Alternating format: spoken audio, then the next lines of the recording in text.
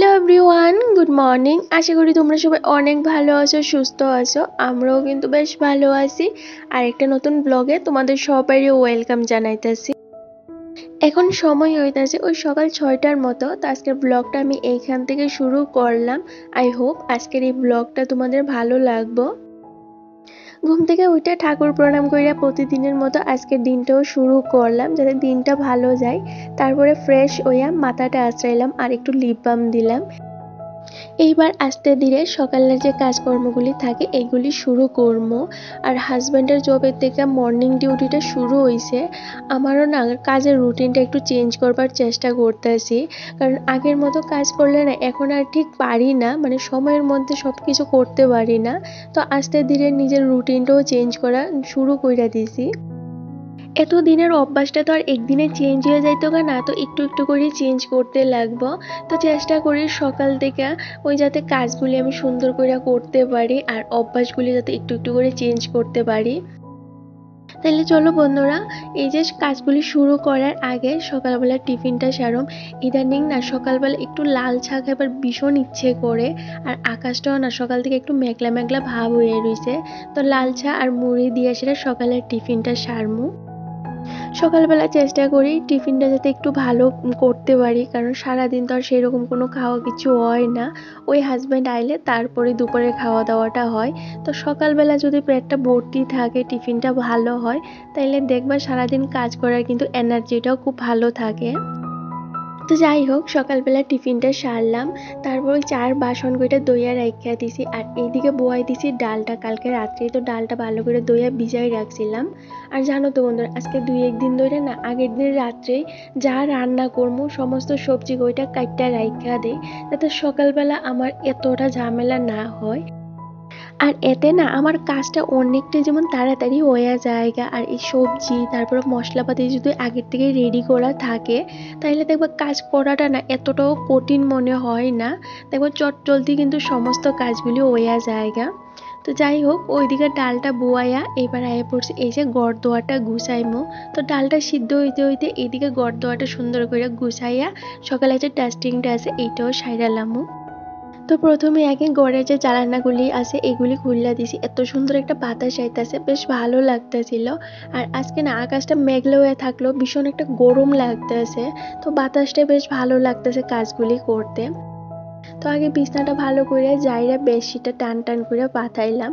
তারপর এই যে কাঠের যে স্ট্যান্ডগুলি আছে এগুলি একটু পরিষ্কার কইরা দিছি। এখন না প্রচুর ধুলা আয়ে, আর এগুলির মধ্যে যদি একদিন হাত না দেই, পরের দিন দেখা যায় এত পরিমাণ ধুলা জমা থাকে। আর আমার কাজটাও ভীষণ বাইরে জায়গা। এই কারণে আমি প্রতিদিনই চেষ্টা করি হালকা পাতলা হইলেও একটু ক্লিন কইরা রাখার। এই তো বিছনাটা ভালো করে পরিষ্কার কইরা বালিশগুলো সুন্দর করে অর্গানাইজ কইরা রাইখা দিছি। আর মশারিটা পাস কইরা এই যে আলনার একটা পাশে রাইখা দিছি। এইখানে এখন আর কিছু রাখি না, শুধু মশারিটাই রাখি। আর জানো তো বন্ধুরা, কালকে রাত্রে আমার হাজব্যান্ড কি করছে, এই যে র্যাকটার মধ্যে যে কাপড়গুলি থাকে ও একটা গামছার লেগে না সমস্ত র্যাকের কাপড়গুলি সব এলোমেলো ঘুরে রেখে দিছিল। তো সকালবেলা আমার একটা বাড়তি কাজ হয়ে গেছে, আবার সুন্দর করে এই যে র্যাকের উপর পোর্শনটা ভালো করে গুছাইয়ে রাখতেছি। কারণ আমার না কাপড়গুলি যদি জায়গা মতো না থাকে একদমই ভালো লাগে না। এখানে সকালবেলায় কিন্তু সমস্ত জিনিস আমি জায়গা মতো রাখা দেওয়ার চেষ্টা করি। তো যাই হোক, রেকটাও গুছাইয়ে রাইখা দিলাম। আর এই যে কম্বলটা এতদিন রেগেই রাখা আছিল, তো রাখতেছি কইরা এটা উঠাইয়া রাখাই হইতেছিল না। তো আজকে যখন রেকটা গুছাইতে আমি গেছি, ভাবলাম এখনই রাইখা দিই, হাতের কাজটা কইমা যাইব গা। তো যাই হোক বন্ধুরা, এই তো বিছনাপত্র ভালো করে গুছানো হয়ে গেছে। সামনের ঘরে বিছনাটাও ঝাড়া দিলাম। আইয়া পড়ছি এবার এই যে কালকে যে ওয়াল হ্যাঙ্গিংটা বানাইছিলাম, এটা কালকে রাত্রে কমপ্লিট করছি। এটার মধ্যে একটু ফেব্রিক দিয়ে আর্ট করলাম। প্লেন রাখলে বেশি একটা ভালো লাগতেছিল না, তো ভাবলাম ফেব্রিক দিয়ে একটু আর্ট করলে বেশ ভালো লাগবো। কারণ ফেব্রিক দিয়ে আর্ট করে সেটা লিভিং রুমের যে বেডটা আছে বেডের উপরে লাগাই দিয়েছি। এখন দেখতে ভালো লাগতেছিল ওয়ালটা বেশ। তাইলে চলো বন্ধুরা, এবার সকালে যে ডাস্টিংটা আছে এইটা সারি। একটা বোন আমার কমেন্ট করছিল যে তার নামটা নিতে, তো তার নামটা হইতেছে রাহা। তো দিদিভাই তোমার নামটা আমি নিলাম, তুমি যদি দেখা থাকো অবশ্যই কমেন্ট করে জানাইও। আরেকটা দিদিভাই আমার কমেন্ট করছিল যে তুমি যে রোজ ডাস্টিং করো তোমার শরীর খারাপ হয় না? শরীর খারাপ কি বলতো, আমি এই কাজগুলি না করলে আমার মনে হয় শরীরটা খারাপ থাকে। কাজগুলি করতে করতে না এখন অভ্যস্ত হয়ে গেছি গা। আর একদিন না করলে ভালো লাগেও না আমার কাছে। কয়েকদিন ধরে না প্রচুর হাওয়া দিতেছে আর এত পরিমাণ ধুলা আয়ে করে। এই সব ধুলা এই যে শোকেসের উপরে, টেবিলে, বিছনায়, চেয়ারে, মানে ঘরের মধ্যে যত সব জিনিস আছে এই জিনিসের মধ্যে এসেরা পড়ে। তো আমার রোজই তো পরিষ্কার করতেই লাগে। তো শোকেসটা ভালো করে একটা ভিজা কাপড় দিয়ে মুছা দিয়েছি। আর দেখবার রোজ রোজ যদি হালকা পাতলা একটু ক্লিন করে রাখি তাহলে ডিপ ক্লিন তো আমাদের করতেও লাগে না। আর দেখবা ঘরদোয়ারা সবসময় একদম পরিপাটি থাকে। তো যাই হোক, এই যে টেবিলটার মধ্যে তো এতদিন অনেক গাছ রাখা আছিল। এখন না এই টেবিলটা আমার কাছে আর বেশি ভালো লাগতেছিল না। তো মনে হইতেছিল আমি এটা অন্য কিছু দিয়ে একটু ডেকোরেট কইরা রাখবো। সবসময় দেখবা একই রকম জিনিস ভালো লাগে না। ঘরে থাকা যে জিনিসগুলি এগুলি যদি আমরা মাঝে মধ্যে একটু জায়গাটা চেঞ্জ কইরা দেই তাইলেও কিন্তু বেশ ভালো লাগে, ঘরটা আবার নতুনের মতো লাগে। লিভিং রুমটাও ভালো করে আমার ক্লিন করা হয়ে গেছে গা। আর এই যে সুইচ বোর্ডগুলি এইগুলিও কিন্তু আমি ভালো করে পরিষ্কার করে রাখি। এতদিন না এগুলির মধ্যে এত পরিমাণ কালো কালো দাগ পড়ে আছিল। তো একটা ভিজা কাপড় দিয়ে একটু ভালো করে ঘষা দিলেই না দেখো এখন সুইচ বোর্ডগুলি এতটা পরিষ্কার হয়েছে। আর এই পর্যন্ত যদি কোনো বন্ধু আমার ভিডিওটা দেখা থাকো আর যদি একটুও ভালো লাগে অবশ্যই কিন্তু চ্যানেলটা সাবস্ক্রাইব করে দিও আর একটা লাইক একটা কমেন্ট করে কিন্তু জানাইও কেমন লাগছে। তো যাই হোক বন্ধুরা, দেখো মোটামুটি সকালে যে ডাস্টিংটা আছে এটা সারলাম। প্রতিটা জিনিসই কিন্তু আমি আবার সুন্দর করে অর্গানাইজ করে রাখতে আছি। আর এই ঘরের প্রতিটা জিনিসও কিন্তু আমার অনেক শখের। এই ঘরের প্রতিটা জিনিসই কিন্তু আমি নিজের হাতে গুছাইয়া রাখছি। এই কারণে এই জিনিসগুলি আমার অনেক শখের। আর সংসারের কাজ করতে আমার কোনোদিনও কষ্ট লাগে না। তোমাদের বারবার আমি একই কথা কই, কারণ তোমরা আমার জিজ্ঞেস করো দিদি ভাই তুমি এত সুন্দর করে কাজ কিভাবে করো, তোমার হাতের কাজ ভীষণ সুন্দর, বা তোমার কাছ থেকে অনেক কিছু শিখতে পারি, অনেক এনার্জি পাই তোমার কাজগুলি দেখা। তো থ্যাংক ইউ সো মাচ, তোমরা যে আমার কাছ থেকে কিছু শিখতে পারো আর আমিও অনেক খুশি যে তোমাদের সাথে আমি শেয়ার করতে পারি। যাই হোক বন্ধুরা, ঘরদোয়ারটা ভালো করে গুছাই আয় পড়ছি। এই যে বারান্দাটা এইটাও একটু ভালো করে পরিষ্কার করলাম। এই যে টবগুলি রাখা আছে এই টবগুলির নিচে না এত পরিমাণ পিঁপড়া হইছে। আর জল দেওয়ার ফলে ওই যে মাটিটা পড়ে, তো ওই আবার লালচে একটা ভাব ধইরা গেছে গা। তো এইগুলি একটু ভালো করে পরিষ্কার কইরা দিলাম। তাহলে চলো বন্ধুরা এবার আস্তে ধীরে ঘরটা ঝাড়ু দেই, তারপরে রান্নাঘরের কাজটাও কিন্তু বাকি আছে, রান্না বান্নাটাও শুরু করতে হইব।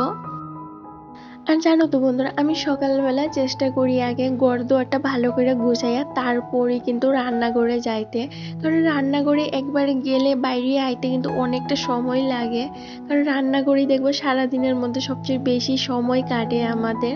এই কারণে ঘরদোয়ারটা যদি সকালবেলায় আমরা গুছাইয়া তারপরে রান্নাঘরে যাইতে পারি তাহলে দেখবেন নিশ্চিন্তা মতেই কিন্তু সমস্ত কাজগুলি আমরা করতে পারি। এই তো মোটামুটি সকালের সমস্ত কাজ কইটা কমপ্লিট হইয়া গেছে গা। এবার রান্না বান্নাটা বয়াই দিছি। সবজিটা যেহেতু আগেই করা হয়েছিল তো বেশি একটা সময় লাগছে না, রান্না বান্নাটা কিন্তু ঝটপট করেই সেরে লাইছি। আর আজকে রান্না করবো বেগুন ভাজা, শুটকি মাছ তরকারি, পটল আলুর তরকারি। অনেকদিন ধরে ইচ্ছে করতেছিল যে শুটকি মাছের একটু তরকারি করি, তো আজকে শুটকি মাছের তরকারিটা করলাম। আর হাজবেন্ডের লেগে পটল তরকারি করছি। ও শুটকিটা এতটাও পছন্দ করে না।